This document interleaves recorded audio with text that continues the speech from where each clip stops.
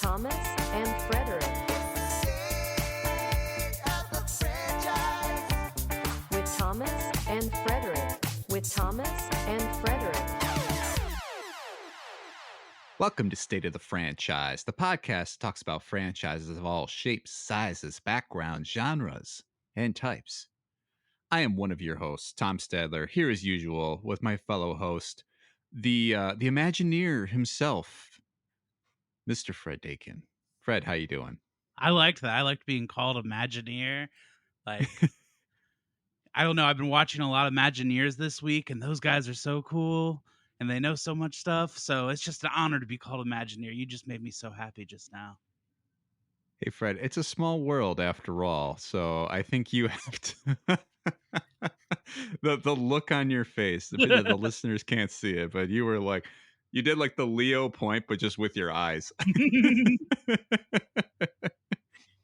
There's not too many Imagineers out there, though, right? I mean, I'm sure Disney employs plenty, but no, you gotta be like really good at math, science, and you gotta be kind of dressed like a pirate. That's the vibe. Like, you have to have like a big earring or big long wavy white hair or goatee. That's what you need. You kind of got to look like Albert Einstein in a way, right? But like hippie Albert Einstein. Yes.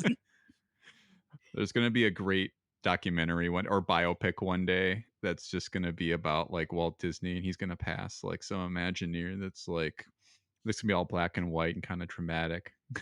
It's Robert Downey Jr. and just Cillian Murphy again. I like it. It could be great. But Fred, I think we have a very exciting topic this week. We are talking about Disney parks, which has been previously, and I mean previously as in like a month ago, rebranded to Disney Experiences. So Fun. I know, right? If that isn't the most corpo branding you could come up with. Imagine being like 4 years old and like wrapping your head around that. Like, we're going to a Disney experience. You're like, what's your favorite division of Disney? Well, it's Disney Media Productions and the Disney Experiences, Mom.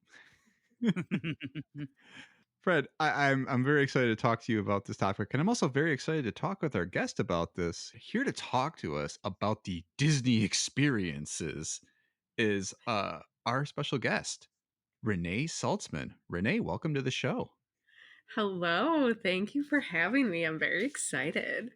Well, we are very excited to have you here, and with a very intriguing topic.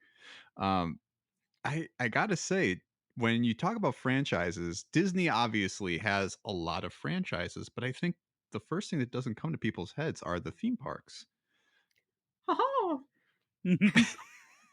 We were definitely thinking about how to tackle it, so we were very happy. Like, I think we were gonna like break up the movies, which we might still do. We might do like episodes on that, but when you threw out parks, I think we were both very excited because I think we're both fans, and we were excited to hear that you were as well. yes. Can I tell you my backstory of the Disney park goer that I really was when I was little? Not as much anymore, but should I dive in? Yes, Please share. Yeah, how do you kind of got started with going, or why Disney parks are important to you, and maybe your first experience there. So I don't really know how. So before I was born, my parents and my older brother went a handful of times. But then all of a sudden, when I was born, literally from spring of 1990 to, I want to say, spring of 2004, my family, all except for 1 year in between those 2 years, we went every single spring break. Oh, Holy wow. cow. To Disney World. Okay, I was just going to clarify. Yeah. Have you been to both Disneyland and Disney World? Yes. Have been to Disneyland, I think, twice, and like California Adventure. But yeah, so I have really seen, well, from that time period, Disney parks evolve into, kind of what they are now. But they are so different now, as I've heard from many people, including my brother, who has gone in the past couple of years. All the new technology and all that stuff. That's just totally different. That's crazy. How many times have you been to Disney World then? So, how many? So, from 1990 to 2004. So, like 13? 13 times. And then I went Oh a my handful of God. times. So, it was probably, I want to say maybe like 16 times, maybe. Oh my Whoa. God. 16? Yeah, probably. That's Yeah. incredible. That's got to be. I shouldn't say that's got to be some kind of record. It's definitely a record with people I know. I can't say I know anybody else It's has like, been that many. I mean, I don't remember a lot of it, but I mean, we as a family had like everything nailed down. Like when we arrive, and like that's just like the plan of the whole attack of the theme park, and all the ins and outs of random, you know, like we used to, you can't do this anymore, but we used to, because the hotel that we would often stay at was the Caribbean Beach Hotel. Mhm. Um, and we'd often drive to the Polynesian Hotel, and my dad would always lie and say that we were having the breakfast at the Minis. I don't even know what it's called anymore, but it was called like Minis. I don't even remember, but it was a mini restaurant, and they had a character breakfast. And my dad would say like, "Oh yeah, like we're going to the character breakfast," and then he'd be like, "Oh yeah, come on in and park here." So then we would take the monorail to the Magic Kingdom, Nice. or um, we would park at the Contemporary and say, and we'd often go around Easter time. So then my dad would say like, "Oh yeah, like we're going to they had like masses throughout the day at the Contemporary. Fun fact. My dad would say, "Oh yeah, we're going to the Protestant service," which is at like the earliest one. And then they'd be like, "Oh yeah, come on through." And then we'd get on the monorail at Epcot, or excuse me, at Contemporary, and either like walk to the Magic Kingdom, or we'd go to take the monorail to the Ticket and Transportation Center, and then go from there. Like, I don't know, just all these things that I feel like you cannot do that whatsoever anymore. Mhm. That would not be allowed. That would be a no from Mickey Mouse. Wow. What so what was the reason that I mean, I guess obviously you guys must have really enjoyed going, but like what kind of kept you guys coming back like over and over again? Be like, no, this is just part of what we do now. Like we're gonna go to Disney again next year. That is a really good point. And I don't know exactly why, but I think it has to do with like I honestly, like Disney has that safety factor. It's like very just like, it's a very like customer service there is just beyond. And I think, and nostalgia, and it's like we're kind of a nerdy family, so I think that also like, I mean, my brother and I loved all the nerdy rides, so it wasn't like we thought things were like, "Oh, this is Hall of the Presidents is dumb." Like we'd be like, "Oh my gosh, this is so," we'd be like quoting it. So like there was a factor of like we legitimately enjoyed it and geeked out on it. And I think also, yeah, I think my parents also like, you know, they didn't get to go when they were growing up, so I think like they also like kind of legitimately enjoyed as well. And obviously like they saw my brother and I having a lot of Sure. fun. So um yeah, it was good old fashioned family time. Yeah, I'm a little jealous. Every year that's pretty cool. So it's been like 10 years since you've been back then? Yeah, so the last time I was there was 2011. Wow. And that was actually, I was a junior in college, and my brother was in law school, and then we actually went on a Disney cruise because we had never gone on a Disney cruise. And my parents Yes. were like, "We're gonna go on one Disney cruise together." And my brother and I were like, "I think we're too old for this." And we were right. Yeah, the cruises definitely, right? They're very childlike, right? Yeah, like, it was like, even this the entertainment, like, there's some like, they kinda have a cocktail area that has, like, stand-ups and, like, cocktail lounge singers, but, like, the live performances were very much, like, for children. So Yeah. and, like, all the I mean, they have booze and stuff on board, but it's like I mean, I'm like, "Does this drink even have alcohol in it?" I'm not sure. I know what you mean. I actually have been on a Disney cruise as well, just once, and that's all Yeah. you ever need. But Yeah.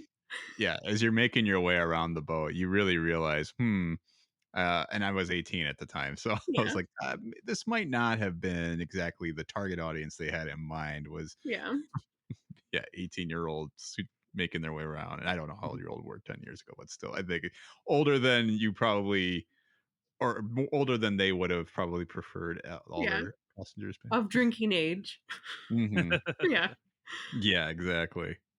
Fred, how about you? How many times have you been to either Disneyland or Disney World? I've never been to Disneyland. I definitely would love to see that. The OG.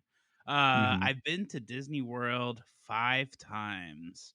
And it's Wow. kind of nice. Like the times I've gone, it's fallen on like big events and big anniversaries for them. Like whenever they did the whole castle like a birthday cake, I think it was either the 20th or the 25th. I was that one, and recently I Hmm. think they just celebrated 100 years of. It was either like 100 years of Disney or like 50 years of the park, something like that. Like it was some other big milestone, so it was like big setup. They're kind of going all out with the holiday stuff. We always used to go at Thanksgiving. That was when Oh we yeah. would go, which is a good Oh. time. It's a little cool.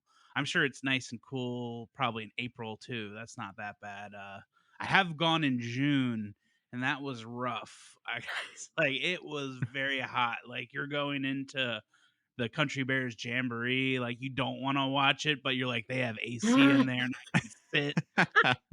Yes. Like the bird Yes. tiki room. Hell yes, I need some AC for a moment. Like, Yeah. but I love going. I went, or my wife and I went last year for our anniversary, like exactly a year ago, and it was a really good time. We did Universal. We did 4 days of parks. We left a day early because we're pretty sure we got RSV. Like that was Oh when that man. was kind of a thing. Like last year, and I just remember being on a bus and hearing like that child cough that like Oh, like, Oh. and yeah, I I've was heard like, that. this is it. Like this is it. Like I knew then like I'm gonna be sick, and we were, and like I just remember really feeling it that day. But we did hit everything I wanted to. The only thing that really stunk was we did Epcot, the around the world the last night, and we went to the new Ratatouille ride, and we were just about to step onto the ride, and they shut everything down and had everyone leave because they had to do maintenance. And like we were Oh, literally the neck, like we had the 3D glasses in our hands, and Oh, we had to like give them back as we left. That was the that's so only sad. bummer, but other than that, it was a really cool trip. We saw a lot, and it's not the most relaxing vacation, After that, I was like, we need to go to like a beach and not do anything for our next vacation. But Y- it's yes. my favorite thing to do, probably like just to go to the parks and be immersed in the Disney world, if that's what you want to Right. call it, or the land. I would also love to go to like one of the international ones, but I'm a big fan. I probably am considered a Disney dork, although it's like I'm a self-loathing one because there's some real weirdos out there when it comes to like Disney fandom. Like I just don't want to seem like a creep or anything. I just I just really like Disney, and I just want to, I want to fit in, but I also don't want to make a stir because I noticed there was a lot of adults my age that were complaining and just like making a lot of noise. And I was like, this is for kids, you know? Yeah. This is not for you, but you can enjoy it. The Yes. So like visual I am that like the such a big listeners are not getting right now is Fred put on a Toy Story 4 ball cap as fan. he's talking. Oh. Oh, yeah. But Toy Story yeah, 4 it's is the prequel to Toy Story, like the original Toy Story. the fourth one. Mm-mm. Okay, a kid totally that I work with was like, "Yeah, Toy Story 4 is like before Buzz was around." And I was like, "Is it?" Okay, he lied to Uh, me. But four is like four's good, and it's after Andy. It's like it's what's her name? I can't think of it. Bonnie, the new girl. yeah. Oh, okay. Yeah. All right. Yeah, Kid they lied to they me. end up Is that the one? No, they're like on vacation or no, in a daycare or something because they end up in that creepy Yes. toy store with like the marionettes and stuff. Like They end up getting left at daycare, and that's daycare what is it kind is. of like it becomes like a prison movie. And Michael Keaton plays Ken. You know, the OG Ken. You know, people Yes. like that Ryan Gosling, but people forget He plays Michael Keaton. Pixar Ken. Yeah, no. Yes. Mm. Oh. That's good. But yeah, I'm all in, Tom. I love going to the parks. I hope to go back soon, but I feel like 3 to 5 years is the space I would like. It's enough time where I can forget some things and maybe there's some new developments, maybe there's some new rides because this last trip there was a lot of new stuff and it was very exciting to see the new technology and all that. It's definitely a place that I think, and I think you both can attest because you've definitely been way more than I have, but I think you can go again and again and still feel like you haven't quite seen everything because there's always like that one spot or there's like that one ride maybe you like glance at, and maybe that's not the case for you, Renee. Obviously, going as many times as you have, I have a hard time believing you've not seen every single thing that park has to offer in Disney World. But Yeah. That's true. would you confidently say through 2011 you like did every ride or every attraction that was in the Disney World greater area? I would probably say yes. I remember forcing myself to go on. So do you remember? So there's like a lot of rides that don't exist anymore that are like classic like 90s Disney rides like Alien Encounter. Do you That remember? was the one I knew you were Yes. So I gonna remember say because that it was crazy. forcing myself to go on there because I'm like, I need to go on this once, just once. And I think I like closed my eyes like literally the entire time because I was so scared. I think I was like maybe in like third grade, fourth grade ish, maybe. And I was like, oh my God. I was like, this is so scary. I remember seeing that on the Disney Channel. Like they would do like all the like coverage on all the attractions that were at the parks. And I remember like they would like take you inside the ride or whatever. And the Alien Encounter one, I remember whenever like that one came on, I was like, oh my God, this looks so scary. And I cannot remember. I'm probably incepting myself saying that I've been on it because I don't honestly know if I have or not. I was like 6 years old when I first went. So there's almost like zero chance I would have gone on that thing at Yeah. that time. And then the very last time I was at Disney World, I think was like 2006, 2007. So again, somewhere around the time I went, I think because it was like one year I went on Disney cruise, and then I think the following year, or it was the year before that, we just went to Disney World proper because my aunt and uncle were also big Disney files, and so they took my cousin and I down there, and Hmm. yeah, and I just remember. I can't remember if that ride was closed or not at that time, but I definitely thought about it each time I went, and it's it's one of those unique things that I feel like even now you're like it's so vivid in your memory, even if Yeah. you just saw it on TV, because it was just you saw how scared everyone else looked on that Yes. thing. Yeah, they turned it into a Stitch ride, which it was just Yes. kind of weird because they used all the same effects, but Yes. it was like comedic. But it was so weird doing it again because it was literally the scariest ride I had ever been on when I first did it. Like I was crying like my eyes out. And I remember going back and doing the Stitch one, and I was like, This is weird. Yes. I was like, maybe they should have remodeled a little bit more. Another ride that is absolutely one of my favorites and one of my brother's favorites that they got rid of and it was heartbreaking is, did you ever hear about Timekeeper? No. So Don't think so. Timekeeper was in Tomorrowland, and it was where I'm trying to think of what's there now. There was like a Buzz Lightyear show. Mm-hmm. Or no, it was Monsters Inc. It was like the Laugh Factory. But it was Timekeeper was like the 360 cinema screens, and it was this guy. Timekeeper was like a robot, and he was voiced by Robin Williams, and it was like him going back in time to meet I think it was like H.G. Wells, and then they go on this like time traveling fun journey together, and it was so hilarious. And like it's Robin Williams, so like it's so funny, and they got Right. rid of it, like, and I was like, what? Oh I no. couldn't believe I it. think I'm I sure the do footage is remember that online one. somewhere, but Mhm. it was so Yeah, funny. most rides you can re-ride on YouTube, and I have done it before. Yeah. Like some of the ones Yeah. that have closed just for sentimentality's sake. Like it's now the Winnie the Pooh ride, but the Snow White Scary Adventure ride was one of my favorites, and it was legit very scary. Yeah. Yeah. Or Mr. Toad's. Oh yeah, I've never been on that one, but Yeah. I'd love to. I don't think I did Mr. Toad's Wild Ride either. But I mean, even like Splash Mountain's no longer a thing anymore, right? Mm. Isn't it closed?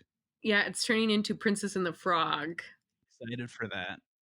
As long as it still Yeah. has the drop, like that's what made Splash Mountain memorable, right? Yeah. I have a good Splash Mountain story I have to Yeah. share. Is the first time we went to Disney World, we went with my grandparents. And so we would try and get them to go on rides with us because obviously it was like, hey, whatever, like you guys are here, like this is Disney World. It was their first experience too because they never took my dad when he was a kid because I think he was a little old after the time Disney World finally opened. But they went on with us to like a couple different like like the teacups and all that, which obviously everybody's got their opinions about. But I remember my sister and I really wanted to go on Splash Mountain, and my grandma had pretty much opted out on everything up until that on that day, and she's like, well. Is it like a loop-de-loop one or anything like that? We're like, oh no, it's great. It's a ride we've always heard about. We really want to try it. It's a classic. Everybody talks about Splash Mountain. She's like, as long as I don't get too wet. We're like, yep.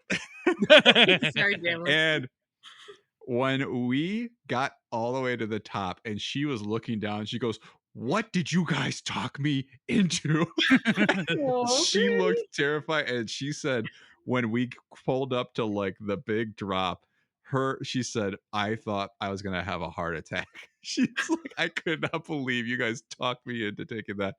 And after she went down that, oh my god, she was like, she got a little wet, and she was just so upset. She was like, I'm not riding another ride with you guys at all. But Well, it was so worth it. That's how it works with those rides where you may get wet on this ride. The person who does not want to get wet will get the wettest. Yes. That like happened without fail on every ride. My wife, like me, I'm like, dump a bucket of water on me on every ride. Just do it at the Yes. end. I don't care. Like, Yeah. sounds fun. I like it. But she does not like want to get wet. Understandably, doesn't want to walk around wet the rest of the day. But on Pirates of the Caribbean, there's a section where like there's like water that like explodes up, and Yeah. one like exploded right next to the boat and just like landed all over her. Like every ride she got like soaked on, and like Oh my gosh, you got wet on Pirates of the Caribbean. What a yes, rare that's how treat. you know like you can't go in saying I don't want to get wet, because like it is hard to get wet on Pirates of the Caribbean. It Yes. is. Yeah. Oh my god, that's too funny. Uh, I love it. I love it. I'm glad we're talking about some older rides because I did just want to share a brief history of the Disney experiences back when they were just referred to as Disney parks. Yes. Yeah, back when Walt would just stand in front of like a map and just be like, "This is what I'm thinking." I just love any video that's him like, "This Yeah. is what I'm gonna make." Yeah, right. Well, it makes me think of like and I think it ties like totally into this.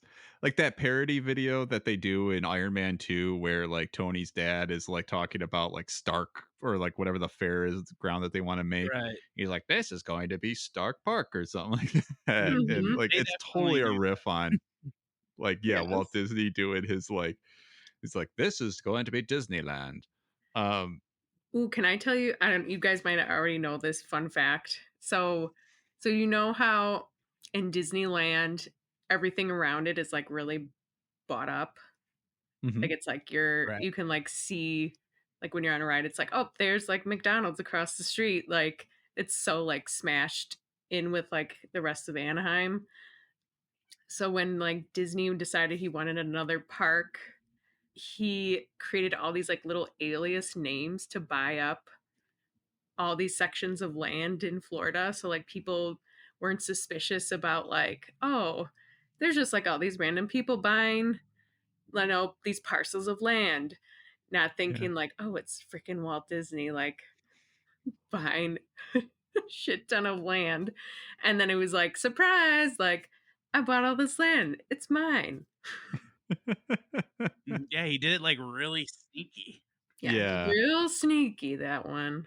Well, everything about how they even like went about these projects too. Like they were even calling that like the Florida project. It was such Yeah. a vague thing. And I don't know, have you guys ever been to the Walt Disney Museum in San Francisco? No. No. They have they have a lot. It's like the most stereotypical museum you'll ever think of like if you've ever seen like a parody of like Disney and like shows and stuff where they're like Walt Disney was born in Missouri, and Yeah. like that type of stuff. Like it has like that stuff. It's got like artifacts from like his home. It has like these reels of like their earliest like movies and stuff that he made with his brother, and Hmm. it's it's just like the most stereotypical thing like you'll ever think of, but at the same time it is pretty dang cool, like because you got actually are seeing like all these real artifacts from like Walt Disney when he was like in the army and like when he was 10. But it's funny to read some of the stuff about how they were like talking about these projects, like even when they're starting to build Disneyland, and he's like, I have this vision of something I've always really wanted to do, but he's like, and it's just he's always like speaking in code. He's like about Yeah. that project we're working on, the Yeah. though the one. Because and I'll use that as my segue. So originally, entry into the theme park and travel business was a side project for Mr. Disney. Uh, he referred to it as the Disneylandia project. And as it started to become a reality, Walt Disney Productions, at his request, set up Disneyland Incorporated in 1951 before they eventually agreed to a design deal in March 1953 with what's called WED Enterprises, which is Walt's personal corporation. So to your story right there, that's how Mhm. they were doing these dealings. Everything had a code name. Yes. So that company, though, WED, is now referred to as Walt Disney Imagineering. But yeah, they have like a whole, at that museum, they have a whole layout of like the design of the park, exactly like in the Iron Man 2 movie, like how you have that whole like spread of like the designs, like the little figures and minis and stuff. And it's pretty interesting. Definitely go there if you guys Cool. get a chance. Yeah, it's almost like a Bond villain. Like In a way. It man, kind of actually. It does make me think of Austin Powers. So. that's what I'm picturing. Just a bunch of generals standing around like a map that's on a table, just plotting. Like, Yes. we're gonna put the nuclear warhead here. Cinderella's castle right here. They won't be able to resist spending Disney bucks. So Disneyland was officially the name changed from Disneylandia, and that was announced on April 1954 by Walt, and hit with a plan to be opened in July 1955. And that did come to fruition on July 17th of that year. Disneyland opened with 5 themed lands containing 18 attractions and double their expected amount of guests. Now, I ask both of you, and we'll see how good your Disney trivia history is. What were the first 5 lands? Tomorrowland, Main Yep. Street USA, Mm-hmm. New Orleans Square. Nope. No? New Orleans, no? Liberty Square? Mm-mm. You say Frontierland? You didn't, but that is one. Is Adventureland one of them? Yep. One more. Oh, give us a hint, Tom. That's the last one. Is it? Well, I know Critter Country became a thing. Yeah, but that's not the original one. No. Toontown? No, not yet. That waited a little bit. It's kind of named for another popular genre that would often describe a lot of Disney movies. Fantasyland? Yes. Oh, that's duh. it. Yep. The first 5 lands were because there's so many now. Like, it's like trying to boil down the Pokemon down to 150. Now there's like, what, 700? Like, Like the 5 boroughs, I feel, you know? yeah. Yeah, we got the Bronx. We have so yeah, Adventureland, Frontierland, Fantasyland, Tomorrowland, and Main Street USA were the first 5 parks in Disneyland. Then, beginning in 1958, with the contracting of Economics Research Associate, also known as ERA, to find a location for another Disney resort, the ERA recommended Florida, and based on another study back in 1961, named Ocala or Orlando in Florida as possible locations for expansion. So it was in November of 1963 that Disney made a trip to Florida for his final site selection. And that's when plans for the Florida project,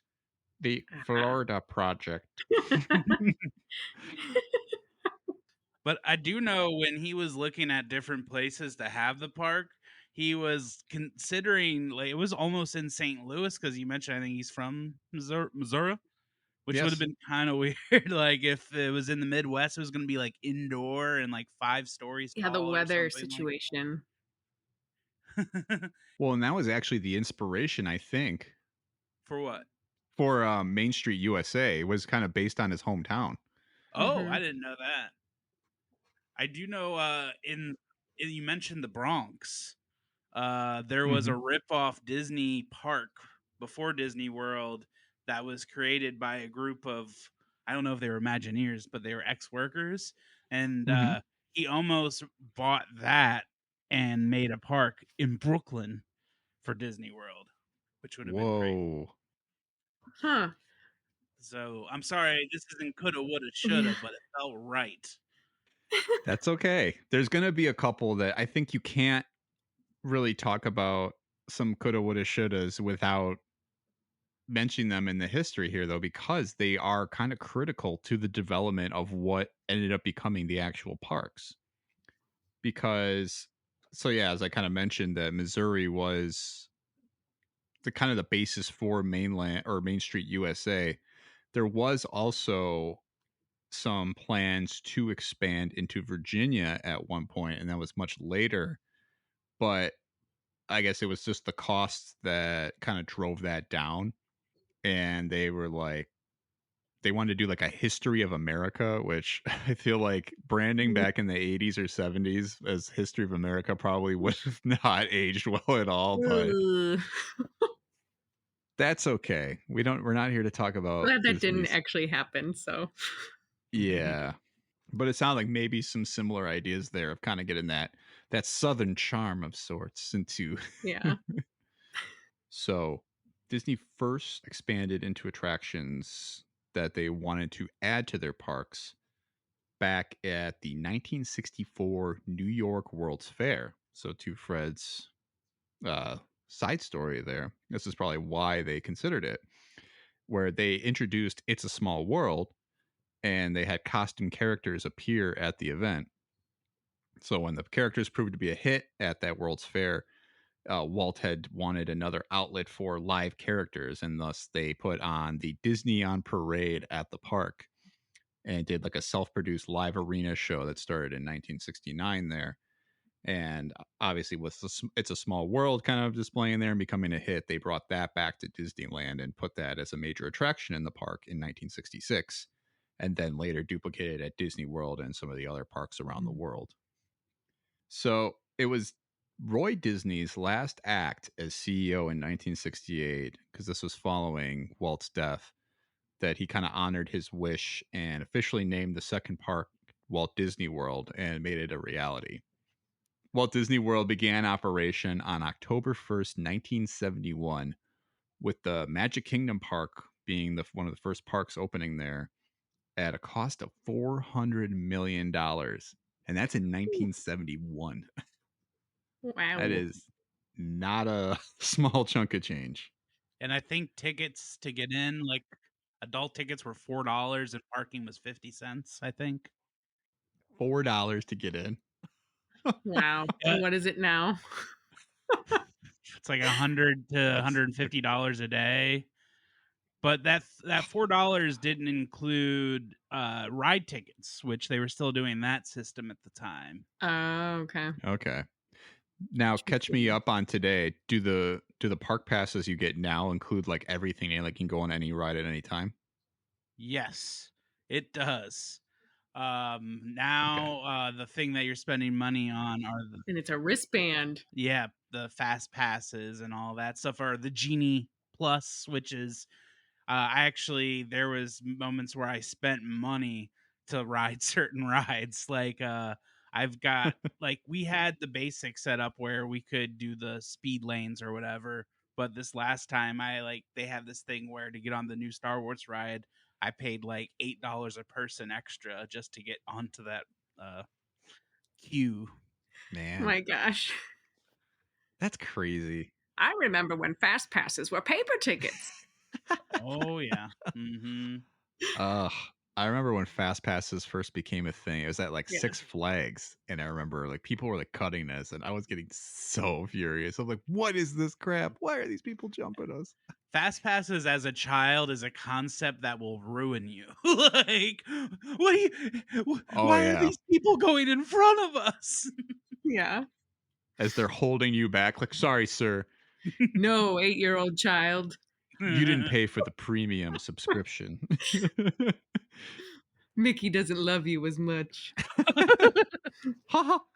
Maybe you should have brought more money. Your parents shouldn't be so poor. If they really love you, they would. They'll take out a second mortgage to make sure you're having the time of your life. Yeah.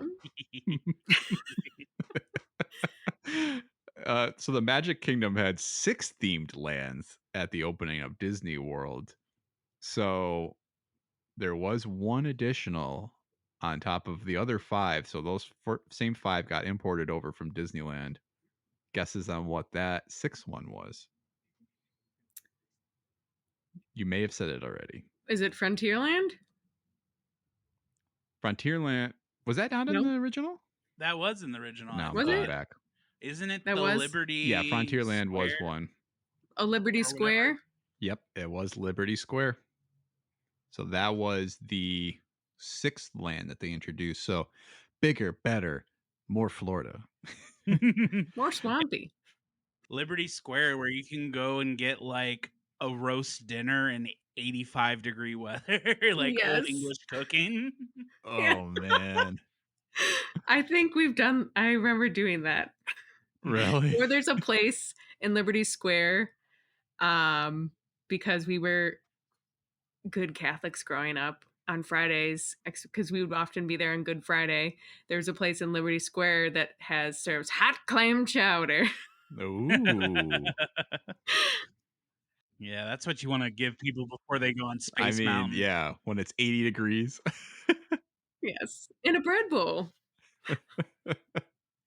So Disneyland then expanded in 1972 following the opening of Disney World with a seventh themed land.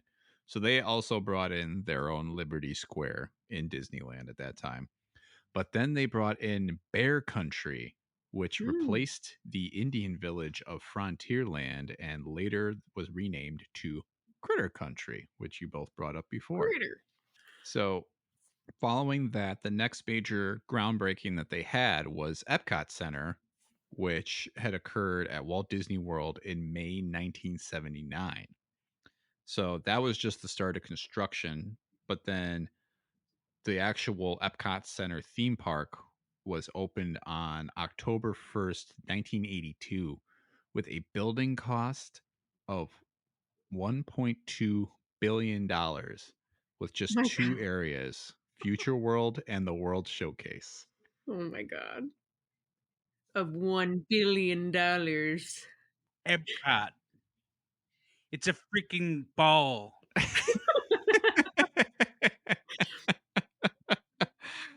So there used to be a ride called Ellen's Energy Adventure, and it was with Ellen DeGeneres. And it was like you would go back in time, another back in time thing where we're almost like on a kind of like a great movie ride tram thing. And it's like she's in the dinosaur age and she has, I don't even remember how exactly she got there, but there's audio animatronic Ellen with dinosaurs and like, but it's also like 360 movie too. Very fun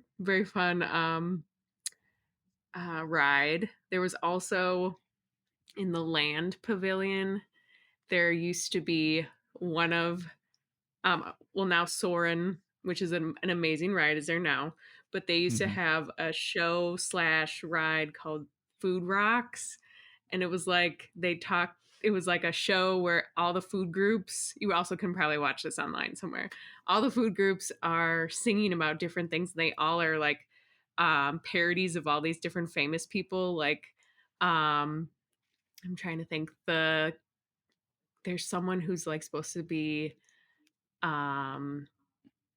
Cher for one thing. There's like the police are like the dairy foods, like they sing like I don't know, it's like very clever songs. And yeah, that's no longer obviously. And then they used to have I actually, this is a ride that my brother and I refused to go on. It wasn't really a ride, it was just like a show. It's called The Making of Me, basically how human life is created. And we're like, no, that's gross because they're gonna talk about sex, and like, no. And so we never actually did that. So that is one ride we never actually were. I did go on that ride. You did? Yes. Is And was your mind blown? I don't remember it being blown, so to speak, but it was a ride kind of like Star Tours from what I recall. Yeah. And have you been on that, Fred? No, I did not go on that one. I don't remember that one. I remember Are you the thinking Ellen of Body one. Wars? Body Wars was the one that I do remember, and that was upsetting. It was Star Warsy, but lamer. Like you're going through the human body? Yeah. Yes. Making of Me was just like a video, like a theater type show, I think. Maybe that is the one I'm thinking of then, is Body Wars, because there was definitely like like kind of like a Star Tours type thing where you're in like a simulator and it's like taking you on whole thing. Okay, so never mind. I know they got rid of the Ellen ride, right? Because the animatronic was yelling at everybody. There were staff complaints. The dinosaurs were crying, being like, oh. Yeah. It was a hostile ride environment. The guests were telling stories posthumously about what a terrible time they had. Yes. The ride I remember from Epcot that's not there, that's in the same vein, would be the Honey, I Shrunk the Audience. Yes. Oh, yeah. That one I did do too. That was creepy because like you're That one, those rides always creep me out a little bit. Oh yeah. It was that one, and that had a very similar feel to, isn't it the Muppet Theater that we talked about? Ugh, love that ride. We talked about that in our Mhm. Muppets episode with our other guest. Yeah, this one was more like Star Tours, but yeah, it still like used a lot of the same like 3D effects and all that. Yeah, because there is 3D on that, honey. The I Shrunk the Audience, wasn't there? Mm-hmm. Yeah, it was. Yeah, you're in a seat, you're smelling, you're seeing, you're feeling, all that stuff. Yeah. Yes. I remember the mist coming. I'm like, what the heck? What's Yeah. happening? I just remember when there's supposed to be mice running around and you feel like the tickle on your Ooh, leg. that's not as bad as in A Bug's Life. The bugs under your butt. Yeah. Oh, yikes. I've not done anything like that. I don't think I would want to do it. So, following the opening of Epcot, there were plans for a Hollywood-style theme park that were announced in April of 1985 for Walt Disney World. And after acquiring naming rights from MGM and their properties, the park became named Disney MGM Studios and opened on May 1st, 1989, along with a Pleasure Island area for adults only. I wish that was still around, but also that's probably a pretty gross place. I know. I remember seeing like on the promo because we would get this promo VHS like every year from Disney, and I remember like I'd be like looking like at Pleasure Island and be like, wow, that looks amazing, like for adults. Like, wow, that's so cool. What was on Pleasure Island? Do we know? Nightclubs, Yeah, red light district. I don't yeah. Red Light District. You looking for a good time? know. That's the character you go for. Minnie, what are you doing here? I gotta pay the bills somehow, Nick. Oh, You could probably get a drink there. I guess Epcot has had alcohol longer than the other parks, but that was also more a thing. Like I think there was less drinking in the parks then, so having a section like that was probably, I don't want to yeah. say a necessity, but it was probably helpful. They recognize the need. You know, that's some like studio head or something. Who was in charge of that? Was that in that not is it Eisner at the time in the 80s, right? Eisner? Yeah. He's probably like, we need something for these parents to go and have themselves a good time while their kids are getting sick on the teacups. Getting sick on the teacup. I did go to babysitting once in Disney World at the Polynesian. They had a place called, which I hope they've changed the name since, the Never Neverland Club. Oh, wow. So it Well, was like Neverland a Ranch would have been a perfect name. I don't know what you're talking about. yeah. But yeah, my brother and I did go there once, and my parents, I don't know what they did, but they went somewhere. Maybe they went to Pleasure Island. They went to I have no Pleasure idea. Island. But I did not like it because they split us up, my brother and I, and they made me go with like my age group. And I was like, no, I just want to like hang out with my brother. And like, no, you have to go with your age group. And I was like I probably like almost 4, but not quite 4. And I I don't know if I should tell the story, but I went to the bathroom and all the toilets were like too high, and I like was trying, I like couldn't get up on the toilet, and I like was just standing there crying, and like no, like this this was a time when Disney customer service was not great. Apparently, this lady just went up to my brother and was like, "I think your sister's crying in the bathroom." And so my brother had to go in and lift me in the toilet, and he's 4 years older than me, so he was like 8. Wow. And I just remember not enjoying my experience there. That's incredible. I can't imagine. Man, I mean, look, we could get down a whole rabbit hole of the Yeah. types of stuff I feel like we all encountered when we were kids ourselves. Yeah. Like, the world was not built for us. There were like, people were like, go inside these restaurants where people are just smoking like chimneys in half Yeah. the place. And we're just getting the secondhand smoke at like age 4 or 5. Yes. Anyways, sorry, tangent. No, you are more than welcome to jump in. That's the whole idea here. So, the Walt Disney Outdoor Recreation Division was incorporated as Walt Disney Attractions, Inc. on August 10th, 1989. In January 1990, Disney CEO Michael Eisner, there I have the answer right there in front of me, announced plans to expand both Disneyland and Walt Disney World. The plan would have Walt Disney World add another theme park and 16 new attractions within MGM Studios. Back in January 2008, then, MGM Studios was then renamed to Disney's Hollywood Studios. Which was sad because MGM Studios, I was always like, this is such an interesting comparing between the two because you don't often associate MGM with Disney now. Mm-hmm. But Yeah. I always like the park. We can talk a little bit more about that later, but yeah, I'm a big fan of Hollywood Studios. Same. I like it all right. I like Tower of Terror. That's Tower cool. Terror is my favorite. Love it. It's so good, man. Let's get into it. I mean, Tower of Terror is again another property you don't expect to show up at Disney, but when that thing dropped back in like the 90s, it was like, Yeah. I mean, the thing was scary, like legitimately Yes. scary. And just like how thematically they just did an amazing job, just the buildup of it all is so good. And like just standing, like waiting, and like you hear people screaming above you. And then it's like you're walking through the eerie, like lawn of the hotel, and you hear like all the eerie music, like I was born to be loved by you. Yeah. It's like in the distance. It's just that's what I also love about Disney is just like how when they get with a theme, they just like freaking nail it Yeah. in their rides.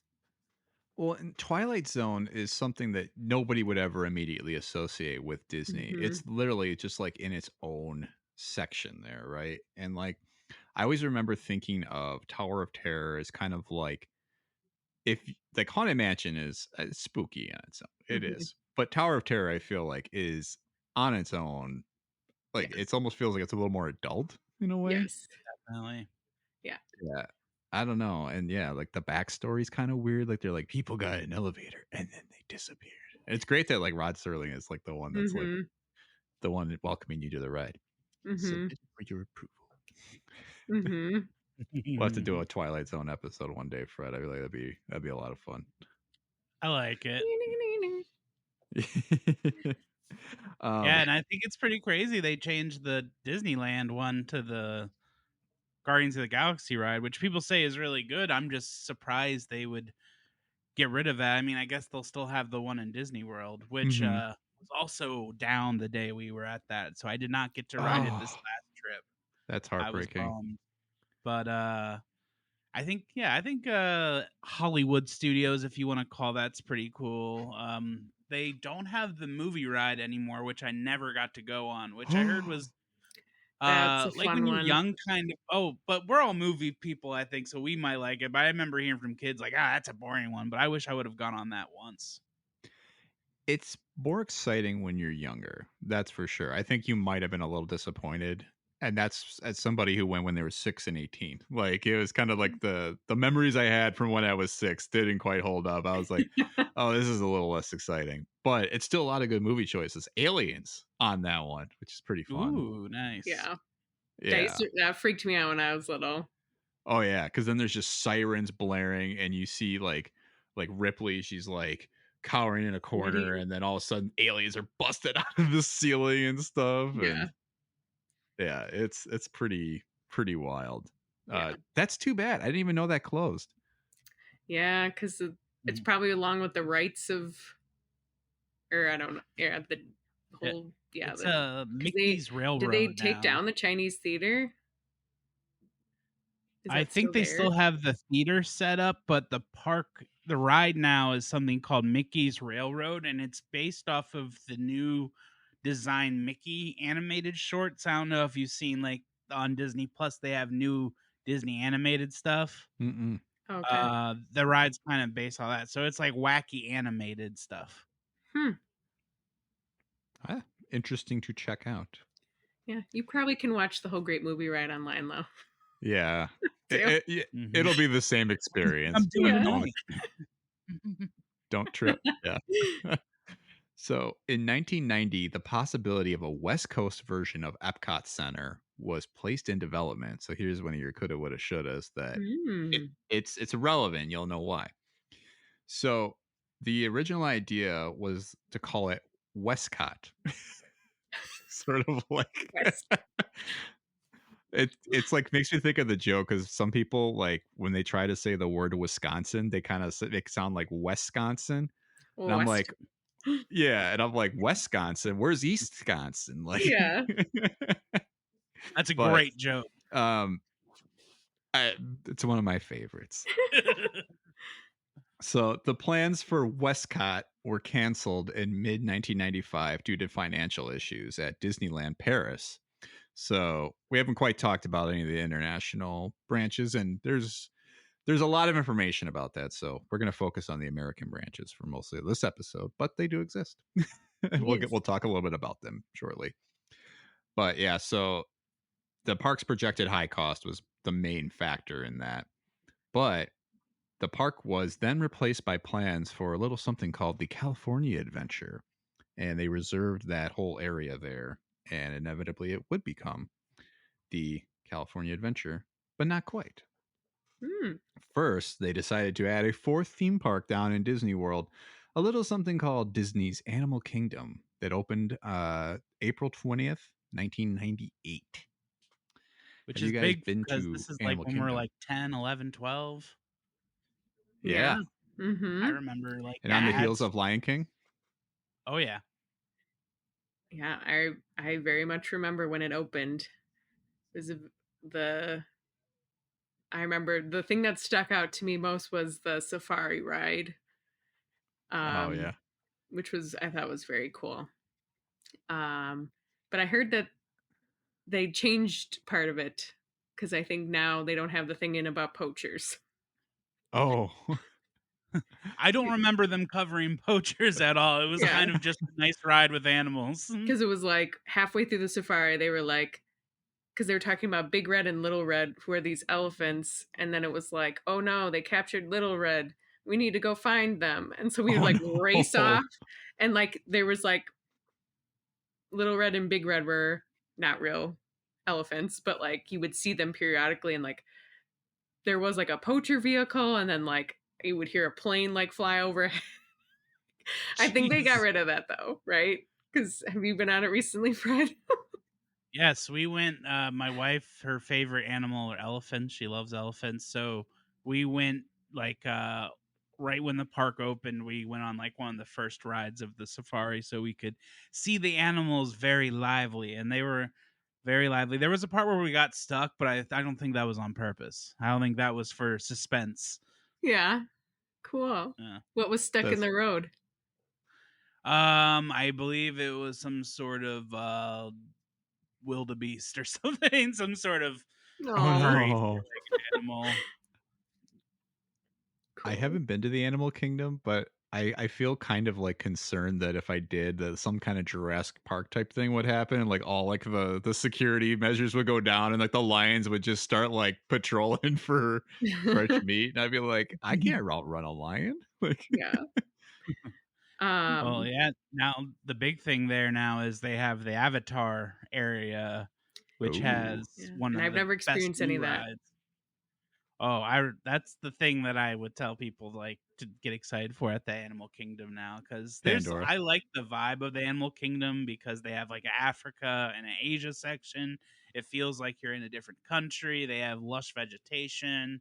I like the dinosaur ride. I like the Yeti ride, but the Avatar land was very hmm cool, and the flight of passage ride where you're on the Ikran or whatever, the blue fly thing, was one of Yeah. the craziest experiences I ever had, because you're like sitting in this machine and the screen opens under you, and it's pretty much like a 4D ride that you're in like a motorcycle seat, and it's Cool. moving you around. You're doing these dives, and I got motion sickness, and it was just great. Like I was having a good time, even though I felt really sick. Oh And man. it was just one of those experiences. Like, I wish I would have like set up for us to do it twice. That's That was the fun. same with the Star Wars ride. I wish we would have done it Oh twice because man, they were just these long, involved rides that, they're just really stepping it up, doing new things. that's Oh, exciting. that's so cool. Yeah, Mhm. definitely some things to check out next time and get down at Disney. Real quick, Renee, did you ever ride the Maelstrom in Epcot? Yes. Okay. Which I I think is very similar to the Frozen ride now. It's on the same track. It's just there used to be trolls. okay. Um, yeah, and it kind of used to freak me out when I was little. And then there used to be this awesome Norway video that you could watch or not watch. You could decide at the end. It was like a little theater, and it was like this thing about Norway, and it was like about the Vikings, and then also like Norway today. So that obviously isn't there anymore. Yeah, it was a bummer. I never got Yeah. to ride that, and the Frozen ride I did enjoy. It made me very emotional, but I wish I would have Yeah. gotten the Maelstrom. Sounded fun. Yeah, there's a little. Well, the Frozen one probably has the same little drop. You could get a little wet on it. Well, Well, then they Grandma slow it Stadler's not getting down. on that. It's like because in the Maelstrom, I think what happen is you get to a point and you're like moving forward, and then Hmm. like the troll monster would come up, and then you got shot backwards. Yes. And in the Frozen ride, they do the same thing, but it's the song is crescendoing into the chorus. And then when you get to the point, Elsa's in front of you. Is that the right person? Uh, and you get shot backwards, but it's slower and it's like more of this like welling of music and the Oh. lights change and it's like very intense and like I'm not a Frozen person. I don't even know. I think I've seen the movie once, but like I mean the song, I love the song. And Yeah. that was like Yeah. I was telling my wife last night because we were talking about I was like it's not my favorite ride, but it was like one of my favorite moments of the trip because it just Oh. like the park, the music and everything working together and just the act of like going backwards slowly and then it's all this stuff happening. It was very cool. That's Yeah. wonderful. Aw. Cute. So Yeah. much to do there. That's nice. I know. Uh, so just to wrap up a couple things left in our brief history. Downtown Disney opened at Disneyland Resort on January 12th, 2001, and was placed between Disneyland and the future California Adventure, which then opened on February 8th, 2001, with three major areas: Paradise Pier, Hollywood Pictures Backlot, and the Golden State. And in October 6, 2002, a Bugs Land area opened in the California Adventure. How was the California Adventure, Renee, in comparison to things at Disney World? Um, so I know it probably has changed a lot because I know so there was a where the little bear rock is a cool water ride. Hmm. It's like you're supposed to be like whitewater rafting kind of like on a river. That one was really cool. Um kind of the Paradise is it Paradise Pier? Yes. That area is like kind of like supposed to be kind of like I think like Santa Monica Pier like. So it's very carnival-y. And that roller coaster that's there is amazing. And there's a couple other fun rides there.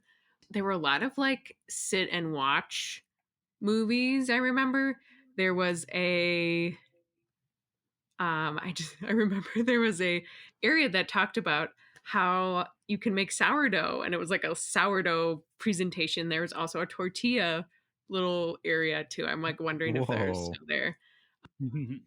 So I feel like there was like a lot of things where I'm like, I definitely felt like Imagineers were like, let's try this. Like, let's just like see how this people like this. And I'm very curious. Like, I thought the tortilla thing and the sourdough thing were like really cool, but I'm like, it was not as like exciting and so like I don't know people if that caught on a lot. I remember there was a kind of like American Adventure type ride that was like about California and Whoopi Goldberg was like the narrator of it. But it was like out of all of the theme parks, not my favorite overall. Mm. Like it's still and it has eventually they did do build like Tower of Terror there, but now it's the Guardians of the Galaxy stuff. And I mean, I've only been there like twice, so I can't remember everything. But like they kind of like I almost felt like they kind of picked some things they wanted to like. Oh yeah, like let's add this ride because that's like kind of like old Hollywood, and we'll add Bugs Life here, and I don't know. It's just kind of like just it was cool, but it wasn't as I don't want to say well thought out because I'm sure it was really well thought out, but like Yeah. it just was like different. I don't know how to describe it. Sure. It's their spaghetti on the wall spot. Kind of. See what sticks. Yeah.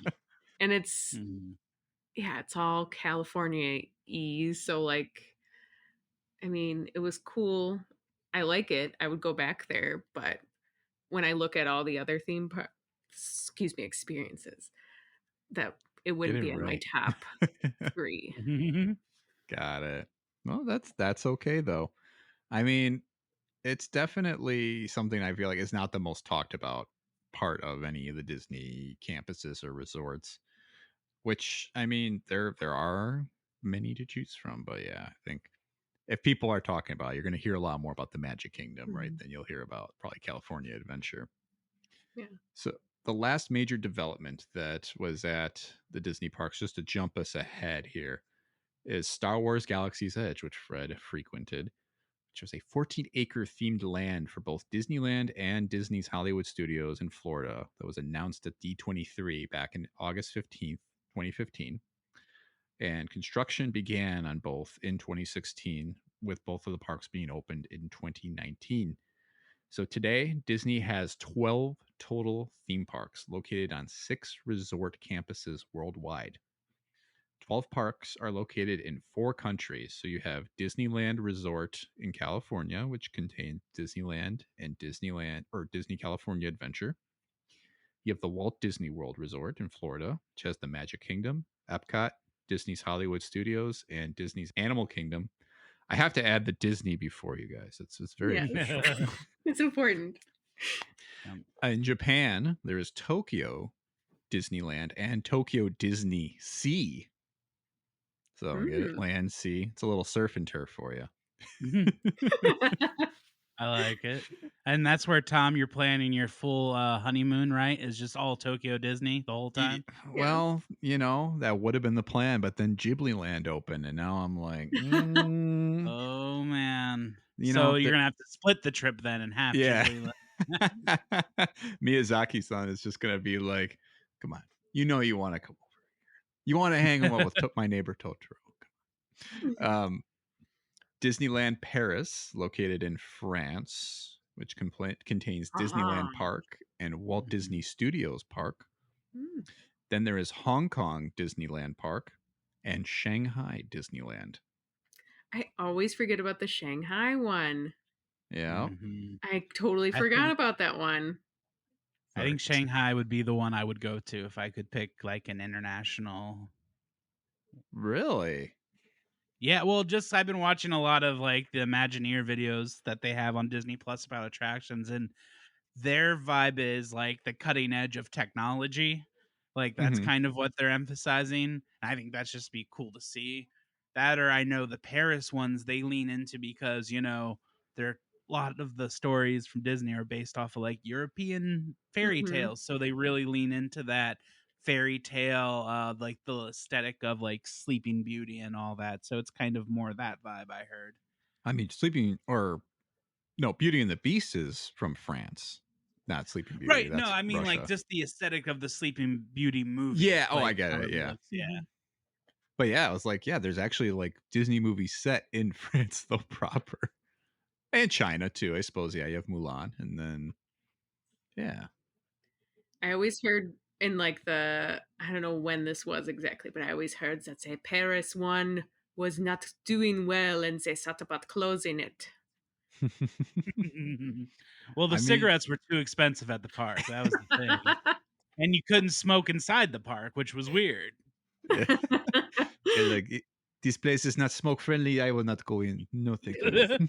I really hope Mickey smokes and has in that theme park. In France, Mickey is how you say a different kind of fellow. He likes his smokes. Yes, Goofy, Minnie, and I have a menage a trois. Or like I feel like at Epcot they have all those rides where you like learn stuff about science. They probably just have a ride where you learn about cigarettes and how they're made. Like those look good to Cigarettes and me. wine. What are you looking for? You want an elephant ear? No, all we have is baguette. You take it or leave it. Well, we have French patisserie. I don't know why you want cotton candy. Get out of here. It's fun though. I think I would definitely love to visit a international park one of these days. Because yeah, the things do look really cool there, just from the things that you see online and or even on like the Disney Plus.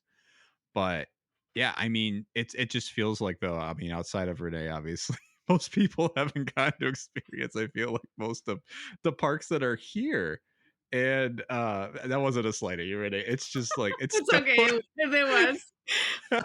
I like I for a while. I remember people would ask me like, "Okay, have you been to Disney?" And they'd be like, "How many times?" And I'd be like, "I don't.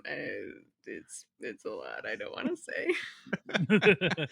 I mean, it's impressive. It's not even like it's not a bad thing. It's like that was your I tradition. also have to say, I mean, Disney has always been expensive, but I feel like it was slightly more doable because I feel like you weren't like nickel and dimed for like everything, Right. and like you could find ways around like not like paying for things. So like I don't know, like parking, and it just, I mean, yeah, I don't know. Because like my brother has gone multiple times in the past couple years, and like he's just like, yeah, like you have to pay for this now, and like you just like there's just things that are just more like expensive, I guess. Yeah, which makes sense. Was there an annual pass like during like in the 90s and the early aughts? Yes, there was. Oh, okay. Did you guys have one of those? I'm trying to think if we did or not. I don't know. I'm sure my dad, because he would always try and finagle like obviously the best value. So Sure. I have no idea. I have to ask him. Yeah. But Well, because I think you're right though. Like if you were going in, whatever it was, 1995 or something like that, it's probably not the financial lift that it is today, where it's like if you want to stay in the Star Wars hotel, you need like 3 years of like vacation budget to, and didn't that yeah, thing close now anyway? it did. Yeah, I think Yeah. it did. Yeah. Yep, I heard an interview with Taron Killam. He did it, and he kind of talked about the whole experience. It sounded very Westworldy, but like nerdy as hell. Oh Really? God. hmm I mean, I was intrigued to try that, but I'm like, I still need to just go to Galaxy's Edge. So I'm like, I don't know that I need a Star Wars like hotel. Yeah.